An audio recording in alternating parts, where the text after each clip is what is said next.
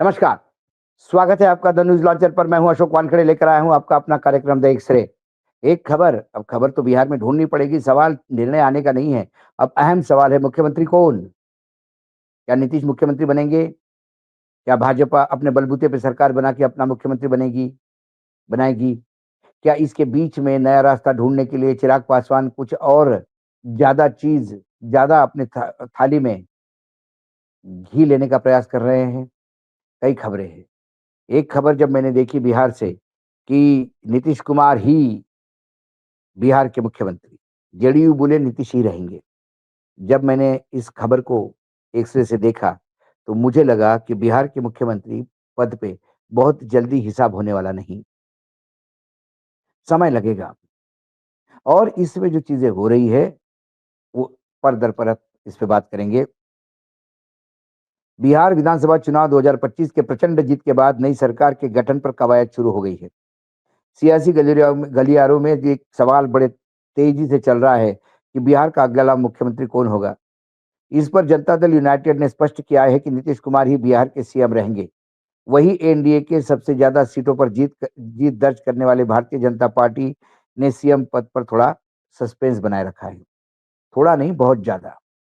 भाजपा का कहना है कि एनडीए के विधायक मिलकर अपना नेता तय करेंगे। इसके बाद शपथ ग्रहण समारोह होगा। बिहार चुनाव के नतीजे आने के बाद मुख्यमंत्री नीतीश कुमार के आवास पर शुक्रवार को हलचल बढ़ गई। केंद्रीय मंत्री ललन सिंह, जेडीयू के कार्यकारी अध्यक्ष संजय झा के अलावा पार्टी के वरिष्ठ नेता विजय चौधरी, श्याम रजक ने नीतीश से उनके आवास पर मुलाकात की। इसके बाद ललन सिंह ने मीडिया से बात करते हुए कहा कि बिहार के सीएम पद की कोई वैकेंसी नहीं है।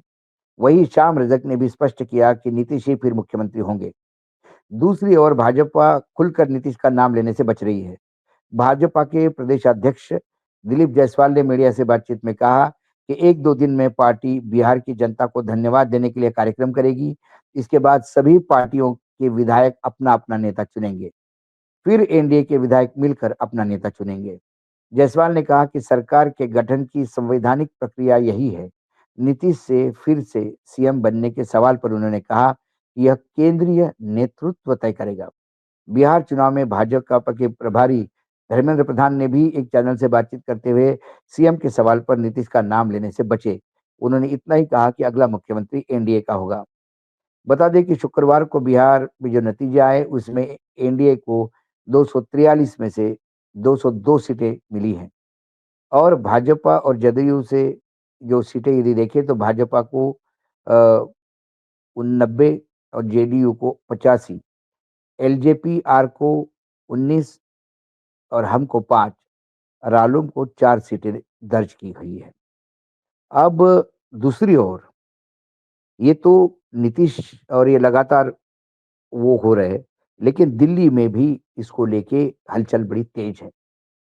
दिल्ली में अमित शाह के यहाँ पे भी एक बैठक हुई और उसमें कई लोग थे, उसमें संजय झा थे, लल्लन सिंह थे, उसमें धर्मेंद्र प्रधान थे, उसमें विनोद तावड़े थे, उसमें अमित शाह थे और जब ये लोग पहुँचे, तो उनकी मीटिंग की कोई ब्रीफिंग बाहर नहीं आई।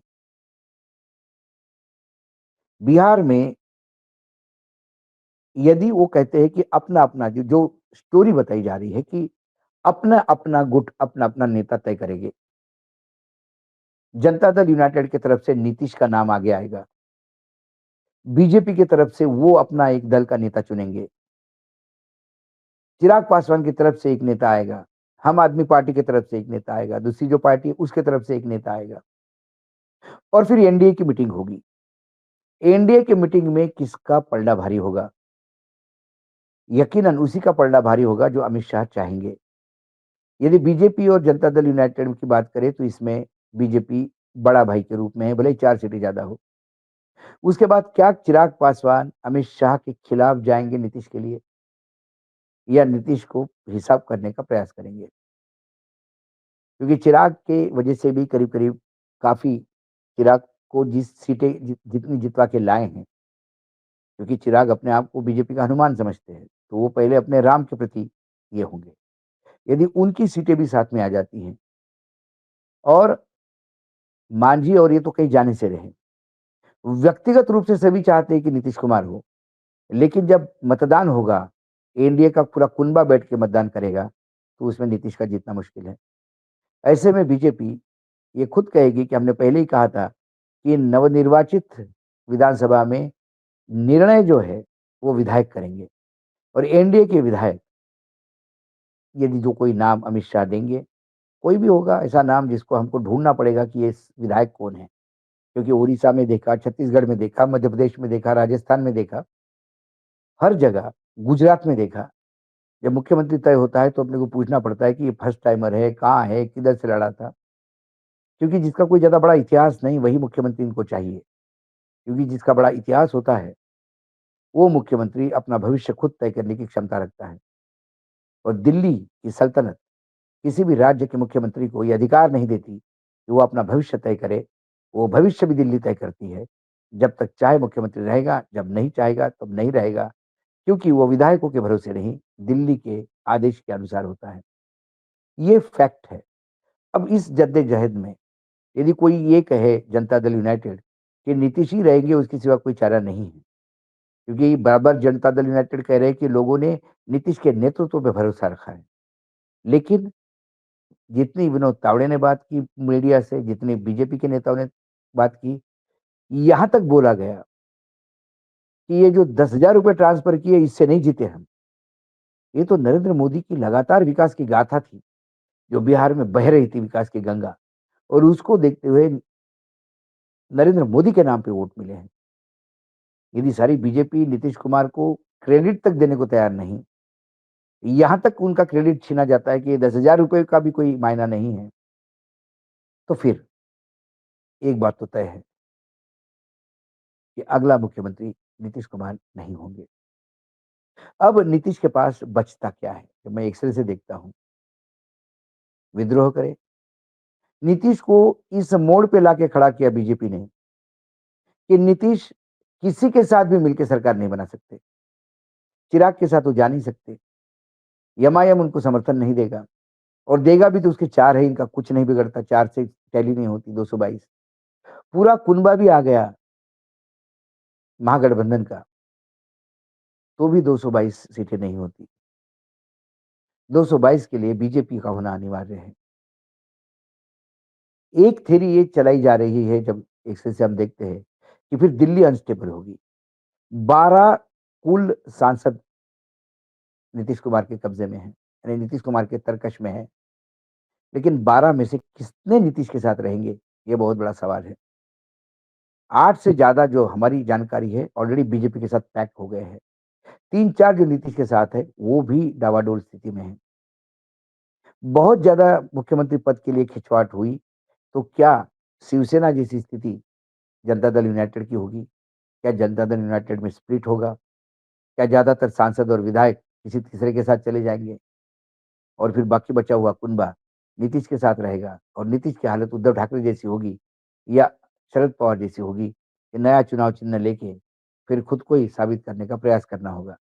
नीतीश को ये सब पता है कि ये सब हो सकता है। ऐसे में नीतीश क्या करेंगे? क्योंकि नीतीश के बारे में पहले ही बोला जा चुका है कि वो शालीनता से काम करेंगे। शालीनता का काम समर्पण का दूसरा नाम है क्या? क्या नीतीश समर्पण करेंगे क्या? इसीलिए हम पहले दिन से कह रहे थे कि भाजपा नीतीश का नाम अनाउंस नहीं कर रही है, इसके मायने चुनाव के बाद नीतीश का मुख्यमंत्री होना बहुत मुश्किल है। और अब जब इतना बड़ा 200 से ज़्यादा का मैंडेट मिला, इसके बाद भी एनडीए कुनबा मुख्यमंत्री का नाम नहीं दे पा रहा है। इसके मायने ही ये है कि तरसा-तरसा के इस स्थिति पे ले जाएँगे कि नीतीश ही बोलेंगे, यार कोई जिसको भी करना है कर दो, लेकिन एक बार मुख्यमंत्री बना दो, ताकि सरकार चले। एक्स-रे में मैं बहुत कुछ देखता हूँ और ये ऐसी स्थितियाँ अब होती रहेगी। बाकी राज्यों के नेता नीतीश को उद्धव ठाकरे और शरद पवार के कुनबे से कुछ सीख लेना चाहिए था। लेकिन सबसे बड़ा प्रॉब्लम ये है कि नीतीश अपने आप को सुपर इंटेलिजेंट कहते थे। कुछ पत्रकार मित्र थे जो नीतीश उनको लगता था कि इससे नीतीश से बढ़िया कोई नेता ही नहीं है और नीतीश के अपने लोग जो नीतीश को अंडरमाइन ही नहीं कर पाते, उन लोगों ने नीतीश को तो बहुत ऊपर चढ़ाया। लेकिन वो इस बात को भूल गए कि सामने अमित शाह है और अमित शाह का ट्रैक रिकॉर्ड, चाहे पंजाब हो, चाहे छत्तीसगढ़ हो, चाहे महाराष्ट्र हो या मध्य प्रदेश हो, कैसा होता है। वो अपने सामने अपने मित्र को ऐसी स्थिति में ला देते हैं कि उस मित्र को बीजेपी के ही चरणों में रहना होता है। यदि नहीं रहोगे तो फिर ईडी, सीबीआई, इनकम टैक्स तो है ही, जाओगे कहाँ बच के? न्यायपालिका में, वो तो पहले से ही हमारी है। आज एक्स-रे में इतना ही, कल फिर आता हूँ किसी विषय के साथ। तब तक के लिए नमस्कार, देखते रहिएगा न्यूज़ लॉन्चर।